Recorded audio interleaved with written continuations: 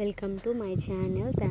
అందరికీ కొత్త సంవత్సరం శుభాకాంక్షలు అండి. ఈరోజు నేను మీకు ఒకటి షేర్ చేసుకోవాలనుకుంటున్నాను. అదేంటంటే చామంతి చెట్టు అండి. ఇక్కడ చూపించేది ఇది పెట్టి 3 years అవుతుంది, కానీ ఒక్క పువ్వు కూడా పూసింది లేదండి. వేరే ఇంటికాడ నుంచి తెచ్చి పెట్టాను, బట్ వాళ్ళ ఇంటికాడ పూసేది, మా ఇంటికి వచ్చేసరికి ఒక పువ్వు కూడా పూసేది కాదండి. రోజు వాటర్ పోసినా కూడా పీకేసేద్దాం అనుకున్నా, కానీ డిసెంబర్ లాస్ట్ ఎండింగ్లో పువ్వులు పూయడం, మొగ్గలు రావడం చూసి నేను చాలా షాక్ అయ్యానండి.